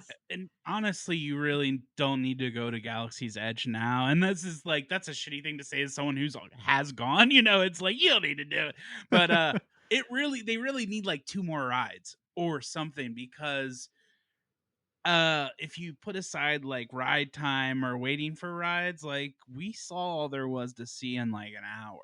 Like the merch is not where it should be. Like I know they have the build your own droid or build your own lightsaber, but I just mean like going into the little stores, looking at all the like merch, you want to see specialized Star Wars merch you're not going to see anywhere else. Mhm. And that's super gone at Disney, which I miss. They need to kind of bring back. Is I remember when you would go to certain sections, the merchandise would reflect where you were. Like the Haunted Mansion would have a store and it would have very spooky stuff, spooky shirts. Now Mm-hmm. it's like Mhm. 20% that, 80% every store in every area of the park has the exact same 5 shirts or the exact same stuff, Oh, which is kind of a bummer. Wow. it's a bummer. Wonder why they did that. I mean, economy, right? Yes. Inflation. Yes, yes. Mhm. I mean, Disney COVID. executives, we're really feeling it too. We're feeling the economics, I mean, right though, it's like certainly we could give Disney a 1-4, right? But at the same end, it's not like they're alone in doing this. If you go to Six Flags now, even just like anywhere at Great America, outside of Chicago or across the U.S., I'm sure those prices are probably crazy now too. It's like, oh, Yeah. sure, you can get into the park for like $45 or $40 for a day, but then a soda is going to cost you $9. A food is going to cost you $20 a person for a meal. Yeah. There's not really a place you can go that's not going to just be. I mean, for crying out loud, you go to a baseball game now, and a beer is like $12. It's like, what? Yeah. Yeah, you go to the airport, you get a burger, a double whiskey, and it costs like $40. I don't know what's going on in this country. I almost forgot about that. That guy was even more ridiculous though too, because he was like this thing, he's got his like meal, and then you see this just like tall glass of whiskey behind. It's like, are you sure it wasn't all the cocktails you're sucking on, my guy? But yeah, I think it's something to be said for how things have changed over time. And I mean, we've already kind of talked about it too, and we can obviously talk about it a little more now, but like all the things that have changed about Disney, the rides that have come and gone, the new parks that they've had to probably devote a lot of resources for. And we could talk about it now too. I mean, they're at war basically with the government down in Florida right now, trying to Right. self-sustain because they're like kind of cutting them off, which seems foolish. I mean, it feels like Disney's been such a hub for that economy for so long. I can't imagine ever Yeah. trying to you know, really like give them a black eye. It's like, what are you doing? Yeah. Like how many millions of jobs? Right. Yeah. Like how many people in the Orlando area probably work for a Disney resort or anything, right? Yeah. Yeah. Yeah, you got to But pay everyone that works there. There's so many people at so many levels of industry working at that place. It is ridiculous. it is. Yeah. Have you guys ever wanted to work for any of the Disney parks? So I never really thought about it. So for a while, my brother, I feel like, wanted to be an engineer or Imagineer. Yeah. Um, but and he's very smart. But he was never like drawn to like engineering, but he loves coming up with like concepts and ideas and like Yeah. so I feel like he almost did like the Disney college program where you get to like work for a semester. I don't know if it's like a semester, but he didn't do it, but I feel like he regrets it. Oh But man. I have known someone who did that and they were like, it was like hard work, but like such a cool experience. Like I think the person I knew did like the boats, the long skinny boats that went like around the Epcot area. Yeah. So they're like, it was really cool, but it was like hard as hell. Like he was like, I was Yeah, they'll exhausted put every you in day. like making cotton candy in hot weather all day, like as like your job when Yeah. you do those college things. It's the hard work, which is probably why I didn't do it. But I Yeah. could see like I don't know what their structure is for like kind of like Who gets a more picked? high end like customer service specialist type position. Like I wouldn't want to work like at the call center, but like I would love to do something working with like maybe if companies want to do events there, helping coordinate that and what that entails. I like kind of those kind of customer service logistic stuff, and I do kind of like providing good experiences for people. So I think I could work in that sort of frame of it, but I also don't want to live in Florida. So Yeah. yeah. I would love to live like within a 4-hour drive of Disney though. Like I'd love to live in like the Carolinas or something. Just so it makes that trip a little less expensive. You know, you don't have to worry about flights and you're not traveling as far, so you might not need as much vacation time. But yeah, I would like to work for that soulless corporation that we call Disney. I mean, just to have the experience once, right? I mean, I think I did have a friend who worked there, and I don't remember what she did, but I think she wanted to be a costume character at some point, and I know it's kind of rigorous to get that type of gig, Mm-hmm. and I don't know, which it looks like fun. I mean, you see the videos online of like the guys who get to play Gaston, and they just look like they're having an absolute Yeah. ball out there, like just kind of like making glib remarks to people and then flexing their Yeah. muscles. Yeah.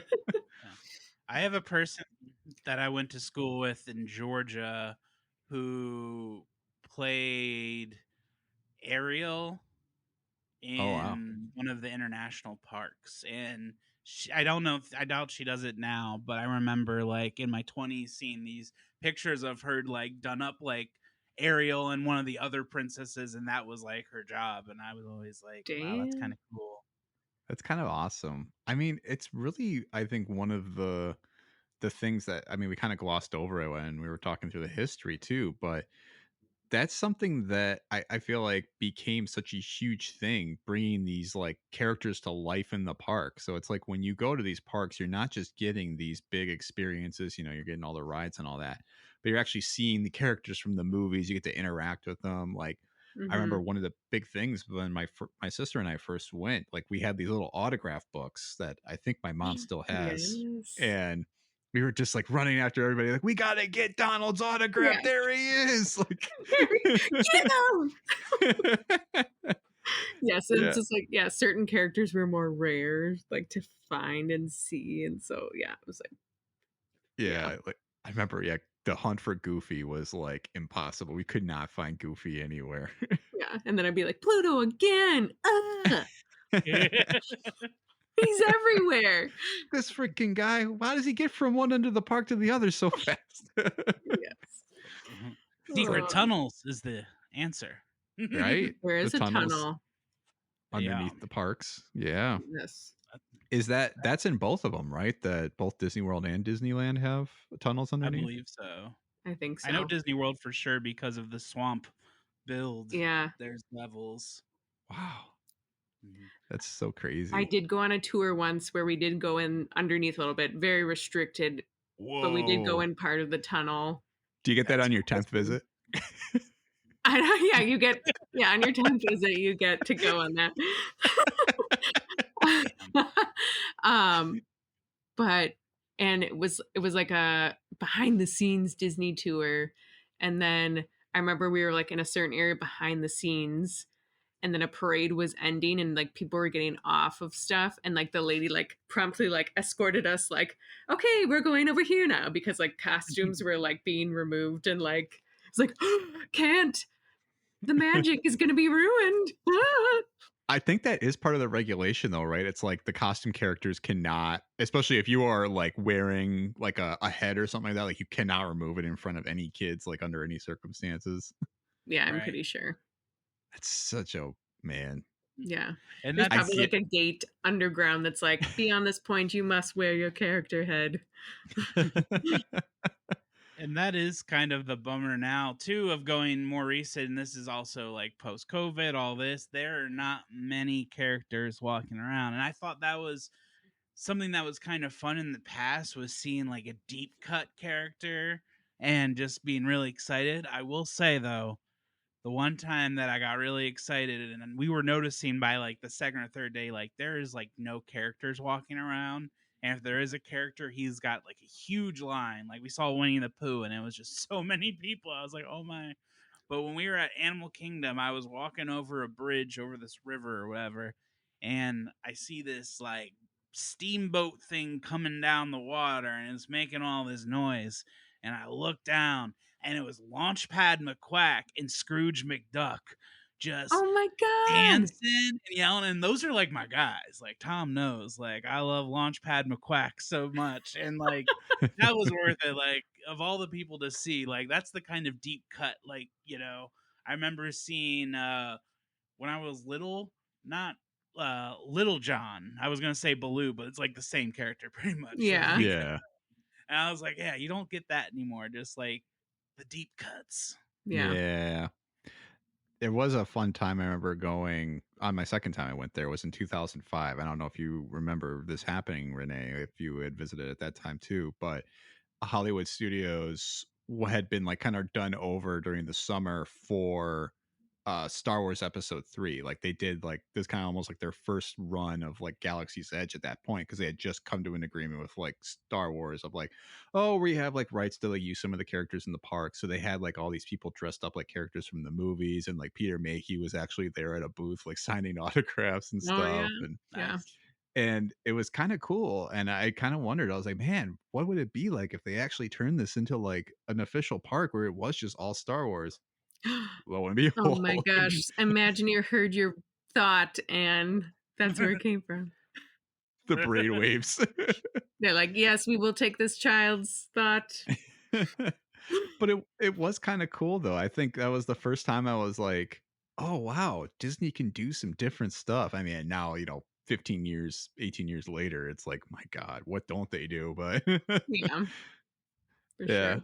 it's a very cool experience. I don't know. What were Mhm. some of, I know you had mentioned that you guys kind of had a routine. What were like some of the things you guys liked to do or like to see specifically at either the parks, either Disneyland or Disney World? So, like, if we would arrive at Magic Kingdom, we would always get there. Sometimes, depending on what, I think we must have had some sort of pass, or because we were staying maybe at a Disney resort, you could get in a little bit early.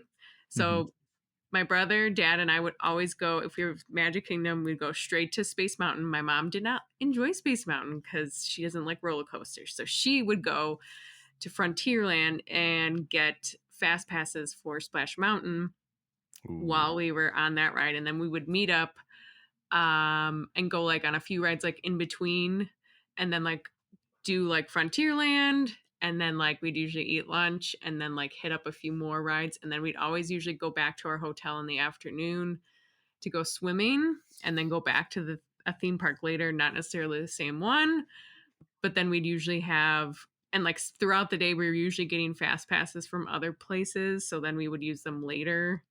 And I don't know how we figured this out, or maybe this is just common knowledge, but like I remember when the paper fast passes were around, we would often use, even if it was like an expired fast pass, as long as from the same day, they would let you go on just fine. Wow. So we would often collect, I mean, you could get, I feel like you could get a lot. So yeah, that was kind of like the overall maneuvering of everything. Yeah. So you would do multiple parks in one day though? Wow. Yes. But we'd always go because usually, well, my parents always said the park gets crowded in the afternoon.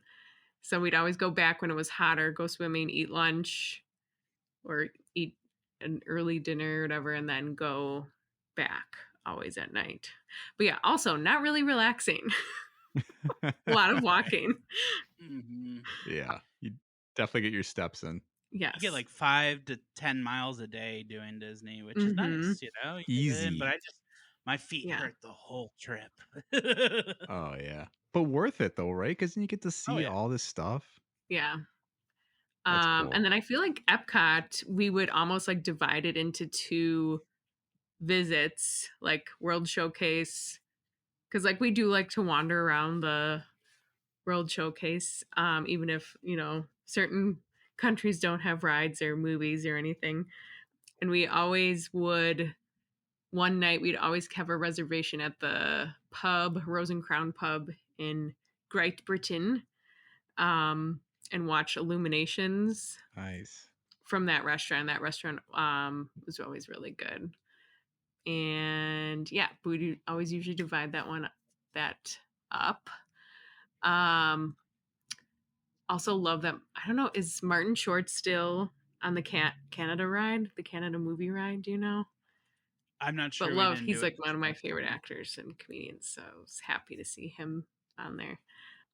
And then, yeah, I feel like also similar to Hollywood Studios, similar. My mom would always go off and get fast passes, while my dad, brother, and I would always go on Tower of Terror, and then Oh, we would nice. usually go on Rock and Roller Coaster next. Also gone now, isn't it? The Aerosmith ride? Is It's it gone? closed. I don't know if it's closed yet, Okay. but it is Also great closing. Yeah, ride. that was one we did not make it on because I am not a roller coaster person. But this trip, I said I'm trying it all, And for the episode, I remember I showed you to him before, Tom, but I will add the ride pictures of me from this last trip. And they're all like, just like my face, like, and some of them I'm legit like scared, and I'm like doing like, oh no, like I'm Oh, just no. like talking the whole time. So this remind what you just said, Fred, reminded me of the first time I went on Tower of Terror. I was in third grade. Now they have seat belts, individual seat belts. When I went on in third grade, it was just a bar, a lap bar. Yep. Yep. And I was sitting next to my dad, and I was so scared, first of all. But I was hanging on to him for dear life. Like the picture, my dad almost like peed his pants. He was laughing so hard because I'm like sprawled across, hanging on to him. I'm like almost laying on the bench. But I remember being so terrified because the bar was up so high. So I was like, oh my gosh. And I was like floating in midair during the drops. And I just remember hitting the bar a few times, like my legs. And I was like, I want to fly out of here. I know it. And like, I just remember being so terrified. But now it's one of my favorite rides ever. So, but the seatbelt thing makes you feel way more secure in your seat than a lap bar. Yeah, no kidding. I barely remember that, but I mean, just the pictures they would take is like you're coming down, you're just like, Yeah. Yeah. So good. it is. Yeah, it's Yeah. great. And yeah, Tower of Terror. I mean, we'll maybe talk a little bit about our favorite attractions shortly, but definitely a memorable experience if you ever had one. But yeah, what are some of the other memorable experiences you guys have had in these parks? Like, what are some of the things that are just the staples of them for you? Whether it's in Magic Kingdom or Epcot, and yeah, I don't know. We can even talk about do you become more of an Epcot person the older you get? You might. I think so. I feel like, in a way, yes. I love Epcot. I would love to return. I know my brother and sister in law love to go try out a boozy drink at each country that has one. Drink around the world, yeah. And like my brother always jokes that it's when it gets too hot in the day, they go watch the American Adventure and his wife takes a nap and he enjoys himself watching it because we're nerds. And yeah, I do wish that like some of the other countries would get a little like boost and like more there, because like I feel like and maybe they are now, but I just remember like the Moroccan and China exhibit, our country was like there wasn't a lot there, and I was like, that'd be cool, like there was more stuff here. But I don't know how that happens. Well, at least the American one's nice and big, It's like right at the center of the park. Yes. Isn't the rest of the park America Park? Like, Yeah. That's what's so But funny. that I'm like, why did they do America? Why? but that audio animatronic Mark Twain and Ben Franklin, so good. oh man, they only they're only topped by the Hall of Presidents though too. Yes. That's the scariest ride now, though, because there's Trump at the end. Yes. you got animatronic Clinton throwing side eye at all the women, and Yes. that right between them and Trump, and Yes. Another thing that I forgot to mention, that one of the things I love about Disney is kind of like I love a good theme, obviously, like with the themes and the rides and all that stuff. But I love, like, I literally sometimes, if I'm like writing a report or when I was in college and grad school, I would listen to just the music that's played like throughout the parks, like the Epcot music. And like there's so much good like soundtrack music that's just being played everywhere, like in Magic Kingdom, Epcot, Hollywood Studios. So I just love all of that music. And one time we did go once during like the holiday season, and everywhere was Christmas music, and it was like two of these like Christmas songs just like on repeat with no words. And by the end of the trip, my brother and I were like, where's the real music? Where is it? And like, it just, we were so sick of hearing like, like over and over and over again. And we're like, we just like, we're so sad that we didn't hear any of the good theme music anywhere. Oh, But just like good study music, good like just background, music. So that's another thing I like. Fred, I love that you change hats throughout this. I got hats. And I you don't do wear have them. many hats. Of course, you have a Christmas hat with like Mickey Mouse like dead center.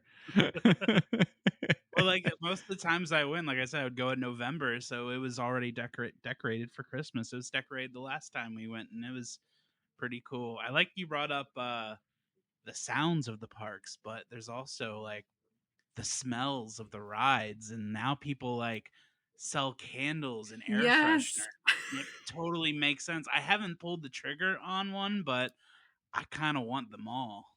So I bought 2 for my sister-in-law and brother.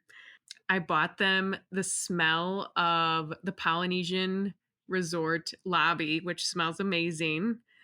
And then I bought them what I thought would smell really good, but it actually was like, I think too strong when they actually tried to light it, was the smell of the burning fire within the Epcot Spaceship Earth ride. There's like when Rome falls, there's like that very particular burning smell. Yep. Oh my god. So those are the 2 I got them. That's wild. What does the Very deep. Polynesian hotel smell like? It's like undescribable. Like it's because the Polynesian resort used to have this like huge kind of rock waterfall thing. I don't know if that's still like this anymore. And they actually used to have live birds like chilling in this like Wow. beautiful waterfall plant area. And it just had this like, I don't even know how to describe it. It's like a beautiful, humid, tropical smell. Very specific. That's I don't know crazy. which one Yeah. I would want from Disney, but I know the one I want from Universal, which is the ET ride. And I had Yeah. heard about this, that the ET ride in Universal has this smell that is, I don't know how to describe it. Like most of these theme park smells that people are packaging, I don't know how to describe it, but it's nice. And I didn't think it would hit me, but when I went in that ET ride, I was like, this smells nice. Does it smell Yeah, like so Reese's Pieces? no, it's like earthy, but I don't know how to describe it. It is something though. I'm like just trying to wrap my head around the idea of the ET ride having a very distinct smell. I mean, all the fact that all of these places have distinct enough smells that you can sell as a candle, like Mhm. that's, I I think they have mean, a Pirates of the Caribbean one too. Yeah, that's the one I would probably get. I do remember that one having a Mhm. distinct smell. Yeah. Hopefully not a Splash Mountain one, because I always remember the water smelling weird on that one. Yeah, that one's kind of got dirty water, but I feel like Yeah. the Pirates of the Caribbean smelt like a clean water tank. Yes. Like you're like a clean watery park or something. I don't know. Mm-hmm. Yes. Well, can't you even smell the gun smoke like after they shoot the cannons in that thing? Yeah. Yeah, I think so. Wow. Mm-hmm. It's pretty wild. Oh, anything else we want to say about the parks at large? I mean, I'm very curious what's next for Disney. What's like, I'm like thinking like Pixar Land or something like that. Mm-hmm. Maybe that's our setup for our next segment of coulda, woulda, shoulda, and talk about some of the things that Disney could have done and maybe things that they can do moving forward. Maybe we can start with just a couple other tidbits. So I mentioned the uh Virginia like history theme park, right? That they didn't get off the ground. It was just too expensive. Mm-hmm. They also wanted to make a ski resort back in 1965. They wanted to develop Mineral King as Oh a my ski God. resort in the Sierra Nevada. But the Sierra Club, which was apparently some mountaineer club back in 1969, sued to stop the development and was granted by a federal district judge. So they literally learned what Disney was up to and sued them and told them, get out of here. Get out of here. Huh. Very Yeah. interesting. Yeah, so there's a lot of like starts and stops for the parks. I mean, Hmm. but I think within the parks themselves, I mean, now it's like we talked about, Galaxy's Edge is kind of becoming like its own like super segment, right? Like they want to develop the hell out of this. And obviously, Fred, you already mentioned you wish they would add a couple more rides, but what else would you guys want to see if it is like a Pixar land or maybe more of Pandora? I mean, I freaking love the Muppets, so I also wish they would just expand, beyond Muppet Vision 3D because that's also one of my favorite rides. So good. Um, because I feel like Muppet. I work at an elementary school, and Muppet Babies is becoming more popular again, and so people are aware of like who. Because I feel like for a while the Muppets weren't as like popular. So I would love for them to have more of like a Jim Henson kind of add on somewhere. That would be really cool. Man, I hope Um, Disney's listening because that's 2 episodes now. Somebody has mentioned Muppet expansion at Disney Muppet World. expansion. For Yeah, sure. Muppet clearly the people want expansion. it. We're here The for it. people want it. Absolutely. The people Yeah, want it. we had a guest on a couple of months ago who was doing the Muppets.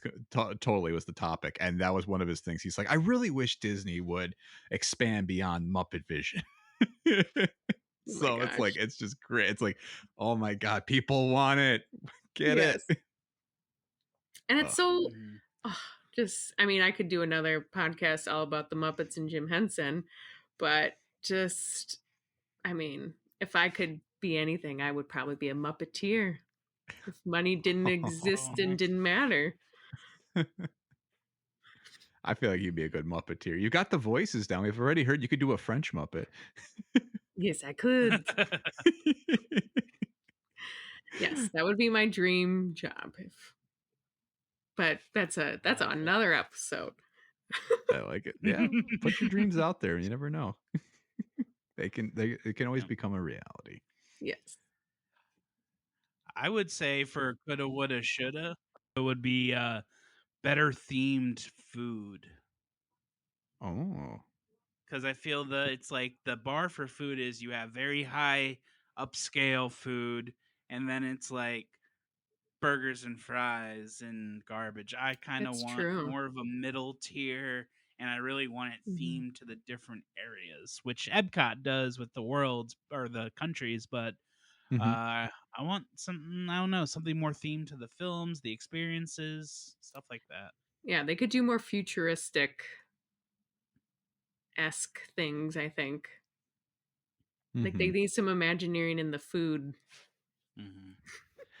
I mean, we were just reading today about, and Fred and I were sharing some links earlier, but they're doing like a cosmix, like it's like McDonald's, but they're kind of imagining it like, and this is the most like cocaine fueled pitch you could have gotten, but somebody was like, what if this character that McDonald's had from the 80s that was like an alien had his ability to make his own restaurant and had these futuristic like menu items?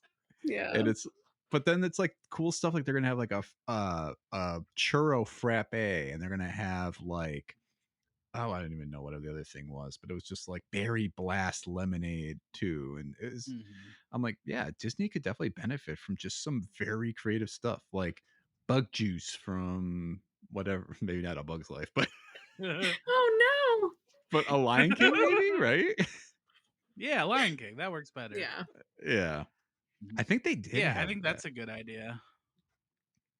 I mean, they've got enough properties now, right? Plus, it's like, I mean, they have the blue milk right in Galaxy's Edge. I've heard about that, but yeah, is that the extent of it? It's like it has to exist in something else. Yeah. I would also love a ride based on a Disney animated film that's pre 1998. I don't care which one. I just like I think Mm. I'm selfish because like that's the movies I grew up on. Like I would love if they're like we just came out with a great mouse detective ride or something like that, or the Rescuers Down Oh Under. yeah, Ah. there's even like a part in like the Rescuers too, though, where they're like, it's like almost like a chase, right? They're like sort of doing stuff. Oh yeah. Yeah, I think so.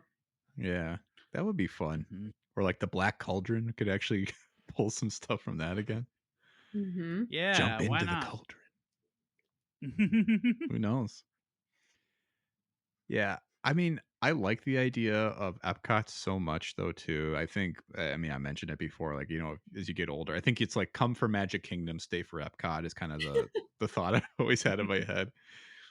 And but I love the idea that what they were doing back in like the 80s and 90s more than like, oh, we have to expand on these huge franchise and these huge IP that we bought. It's like Hmm. I like the idea of them being like, well, what if we just try to do some crazy stuff? Like, let's build a movie ride. Let's, or like, yeah, we should have a World's Fair where you can kind of go around the world. Like, they Hmm. have so many resources at their disposal. Why not provide experiences that, you that don't necessarily relate to a Disney property, even period? It's just like, or like, it's like the making of me. Like, what a crazy thing to come up Yes, with. I Mhm. know. But, like, I love the idea that you brought up of, like, the tortilla making classes too, or, like, it's like, what if you had, like yeah, even at, like, Epcot, like, "Here, you can make dumplings." They may have that there, but I'm just like, but that's Yeah, a maybe cool now they idea. do. Yeah. It's few and far between is the issue, and it's hard to find those kind of things. Right. But, yeah, I would just love them to kinda, like, jump into, like, world experiences that maybe you can't necessarily get, you know, because people might not have the ability to travel overseas because that's almost double the price of Disney in some Yeah. cases, I right? don't know. I think it might be cheaper to go to actual China than go to China Epcot or Probably now, yeah. Well, inflation, you guys, inflation. That's the big issue. But yeah, there's a lot of things they're expanding on. I mean, now they're acquiring Hulu though too. We could have like a lot of FX shows. We could have like a Fargo ride. Oh my god. yeah, or the Only bear. kidding. Or It's Always Sunny. Wait, no, Oh, that's an FX. Is that it is part of on the whole? FX. Yeah, Mhm. FX is part of Hulu now. Oh my Yeah, god. the old man, the Jeff Bridges show. Yeah. I love the idea of the bear. You have to work in a kitchen with Carmi for like an hour, and you have to like serve all the orders. Yes, and you can't cry. As long as they have Maddie Matheson walking around the park, just like signing autographs for people. Be kind of outstanding, to be honest. But I mean, I do love the idea though of kind of the cosplaying thing too, and I think it would be kind of great. If they're not going to have as many costume characters going around, why not let people go and do that? Like, if you want to dress up and be, you know, and they kind of do that right with like Jedi's and stuff, right? Like where you can do that at Yeah, Galaxy's people Edge, do that, but I like the idea of encouraging it more so it's almost like a run fair situation. Yes. right? Yeah, that'd be fun. Like go to the Magic Kingdom, but yeah, you can dress like some of the characters. You can be Cinderella, you can be Prince Charming, or whoever you want to be. Or hell, you can go to Pandora and you can actually like pluck yourself into a VR simulator, like to ride around, right? Yeah. It's like Star Yeah. Tours, but even bigger. Yes, and that would be so cool because people would get really into it because both have been to the Ren Fair. It's like you don't even know who works there and who doesn't sometimes. Right. And I think that's I what don't know. scares Disney about the idea. Yeah, that's what scares. Yeah, you get people. Well, I mean, right. You have a lot of kids going around Disney's parks, so obviously you need to protect them. And so who know who's a responsible adult and who's not. Yes. Mhm. Yeah. But I don't know. I want to have lunch with like Darth Vader or something like that. If you're gonna have those themed brunches, let me sit down with him. I will say I did go to the it's not the actual cantina, which I thought it was going to be styled like the cantina from Star Wars, but I did go to the Star Wars bar at 9 in the morning and had two like $20 cocktails. Yeah. Yeah, it was cool though. One of them came as like Jello, and it was like you had to like suck it up from a like test, thing. That's Cool. pretty fun. Very I cool. like it. Yeah, we could go on and on. There's so many things that they could. I mean, because with Disney's resources, the sky is the limit, right? Like literally, Mhm. if they put their minds and thoughts to it, they could make so many of these things a reality. Like, Yeah. And I'm trying to think of like the percentage of my brother and I were talking about this recently about the percentage of land that's actually used in their Florida property, like there's still like so much left that's not even like been touched. I can't remember how much it is, but it's like still quite a lot. So who knows? Mhm. I mean, yeah, I'm sure we could do this episode or revisit in 10 years and they'd have like 10 other expansions of like new properties they bought. Like now they own friggin' Beverly Hills 902. No, here's the high Yeah. school from the show. Get on the Uh, ride where you get dumped by your ex, like by a locker or something. Live out in Melrose Place. Yeah, you're like, make you look like all the Well, I characters. can't wait to be 80 and drive around on a scooter and you know. There's so many scooter folk around, like elderly people that are like running you over when you go now. I just can't Yeah. wait to have like grandkids be 80 and just be like, yeah, excuse me. It will be fun. Mhm. Well, should we get to our power rankings and highlight some stuff here? Sure, sounds good. All right. So our topic this week is the top 3 attractions. So now we have a chance to really throw some love at a couple of the things that maybe we haven't had some time to talk about yet. Renee, would you like to kick us off? All right. So top 3 attractions. Mm-hmm. Anywhere in the Disney resorts worldwide. Okay. Well, my number 1 is Tower of Terror. Nice. I already kind of explained why. The overall theme is amazing. It's an amazing ride. Still, last time I was on it, still like scares you because you don't Mhm. know what's gonna happen. And Great pick. probably my second, oof, probably Splash Mountain. Classic. That's like very nostalgic. Or whatever it will Um, be called. Yeah. yeah, In the future. whatever it shall be named. But when I was younger, that was like, because it also terrified me, but also just like it was so like la la la la la, and then death fall. And I also thought I was gonna fall into the briar patch every time I went down. I'm like, I'm gonna get impaled. I'm gonna fly out and I'm gonna get impaled by this briar patch. And 3, Mm-hmm. ugh. I guess I would probably. It's probably a tie between 2. Can I do that? So it would Sure. probably be Muppet Vision because I just freaking love it. Also very nostalgic, and also the ride Soarin' because it's amazing. And I first went on it in actually that is in California Adventure. So I remember being just like my mind was freaking blown away because I was like, what is this ride? Like we're sitting in chairs, but then we're gonna be like against a screen. And then I was like so like confused like what it was gonna be. And then I remember just being like, holy shit, this is amazing. I need to look up Soaring. I don't know what that is. Yeah. Also great soundtrack. Also, as you're, because it's like you're, it used to be Soarin' over California, where it is Mm-hmm. in California, now, and then the Walt Disney World version is just Soarin', but you would smell like pines as you're like flying over like a national forest. You smell oranges when you fly over the orange groves, and it's so cool. Very relaxing. Yeah. You feel like It's it's relaxing, and the nice part is your feet dangle. And yes. that's Oh, the man. effect. Then you're just dangling, your feet soaring, and the wind's rushing through your head. Man. That looks cool. Looks really cool. Yeah. I'll go next because Fred, I think you'll probably have some more interesting picks than me since you have a lot more of a breadth of history to pull from.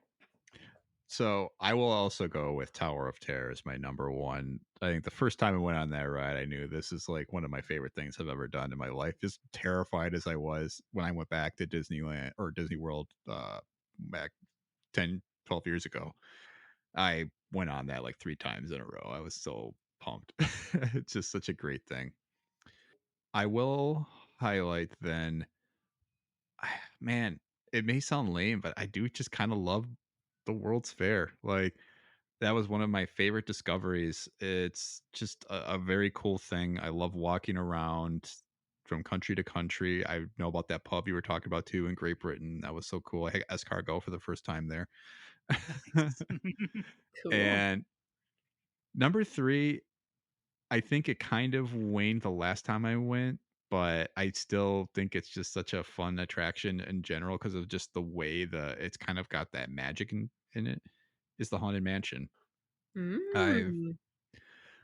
I think the first time I went, I just remember being so panicked by like the paintings like getting Yes. bigger as like the room was shifting and And the stuff. And music. yeah, Mhm. and the music is just is it's still like scary but kind of fun, like even when Mhm. you were kind of scared, and like you see like the ghosts sitting in the chairs with you. It's like yeah, I They've mean, come to socialize. I've yet to watch any of the adaptation movies, but I Same. loved the ride. So those are my 3. On to you, Fred. Right. Bring us home. Well, since it's come up a couple times, I am gonna just say that the pub in England in Epcot, the not the last time, but the time before, I was 26, and I definitely had it in my mind I was going to have a drink in every country, and I was doing really well until I got to England, and they gave me a menu where it had a flight of scotches in ascending years. It was like a 5, 10, and Oh a my. 20, and it was only like $30, which isn't bad for a Disney price for 3 pours, but I ended up having that, and then I found a U2 cover band in I think in the China area that I kind of just posted up for an hour, and I was rocking out to that.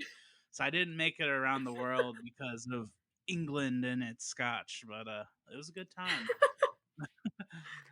For That's my awesome. rides, I'm pretty basic, so I'm gonna say this last time, the one that hit for me was Space Mountain. I was always too afraid to go on it, but I That'd be just my loved honorable it. mention. Same. It's classic. It's Mhm. fun. It's got that futurism that we love from Disney. Um, then I would say Pirates of the Caribbean.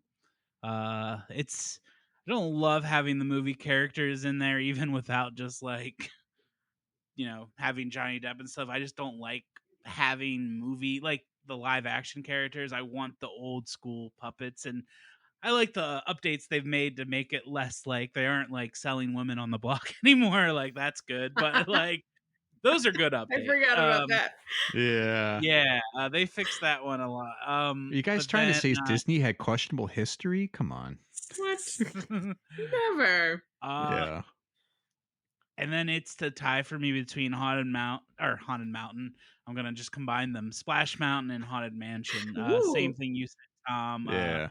It was really spooky for me, but when I finally did it, it was amazing. I love the room that where the pictures elongate and they get creepy. I would love that in my house somewhere.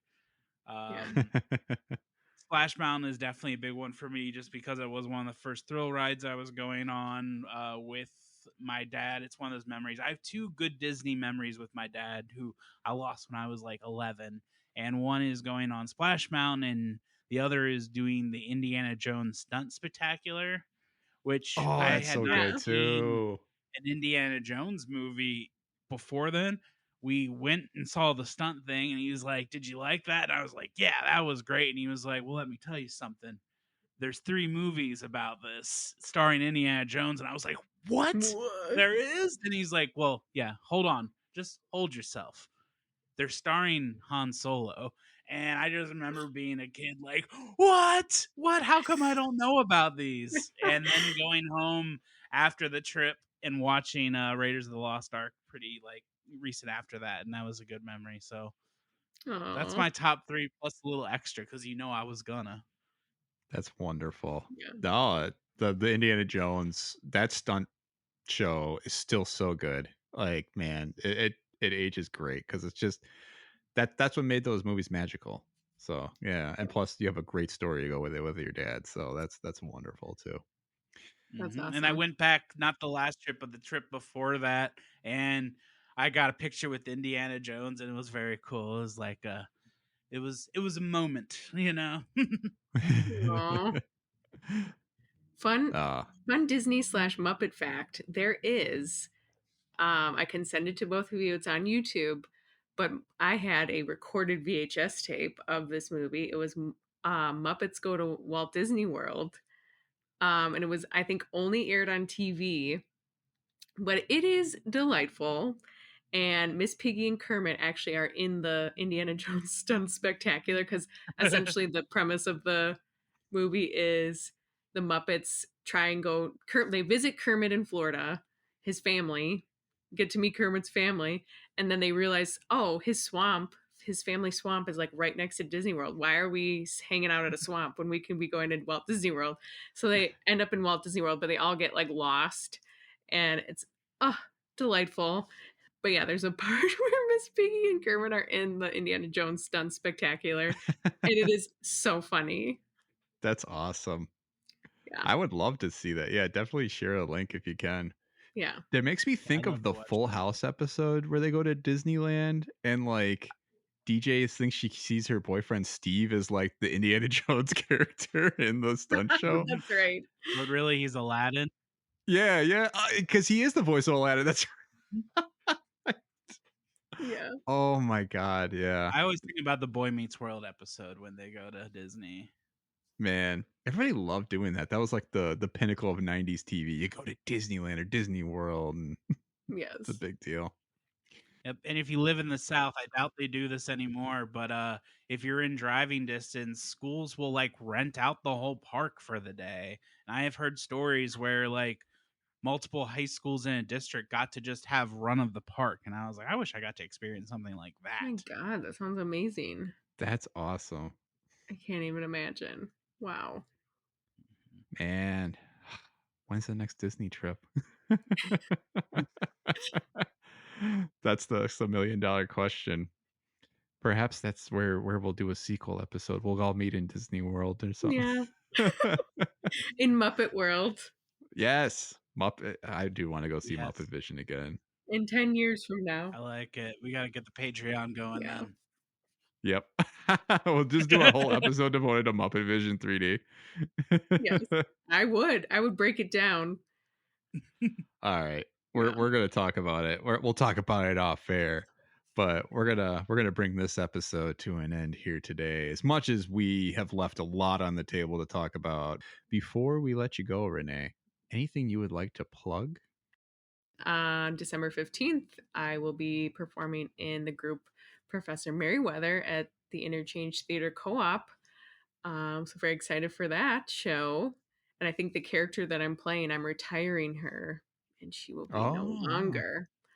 So that's tonight of the day that this episode is dropping. As Professor Merriweather, Perfect. come see the last of Renee's character. Yes. Wow. So yeah, that's all I have on the docket right now. Sounds good. But yeah. Sports Bra show is probably coming up in January. Not sure when though yet. But thanks for Excellent. Yeah. asking. Absolutely. Yeah, y'all guys can go to interchangetheater.com to learn more about the show tonight, Professor Merriweather. And you guys have like Instagram and Facebook for Sports Bra Comedy on Instagram. Perfect. Fred, how about you? What do you got going on? I'm just gonna plug Sports Bra as well. That's one of my favorite teams to see locally. So I'll just go ahead and do that. Check out Sports Bra and check out the pod. I'm sure Tom will tell you all about it. That's right. We are State of the Franchise with Fred and Tom. You can find us on Facebook, Twitter /X, Instagram, and YouTube. You can also check out our link tree to learn more about resources if you want to donate to the show, or if you want to find some additional fun stuff for us. Remember to rate and review this episode. Your ratings really matter, and reviews would definitely help bring us up. And stay tuned for next time, where we'll be doing a little bit of a holiday episode, bringing some holiday cheer in, and talk about the movies of Rankin Bass. And it might be featuring another member of Sports Bra. Ooh. This is true. We may have someone in mind that Renee knows very well, but y'all will learn all about that next time. Thanks for being on the show, Renee. We really appreciate you. Thank you for having me. This was so fun. Yeah. Hopefully we'll be able to do it again sometime. And we'll see everybody out there next time on State of the Franchise with Tom and Fred. See ya. Bye. Bye.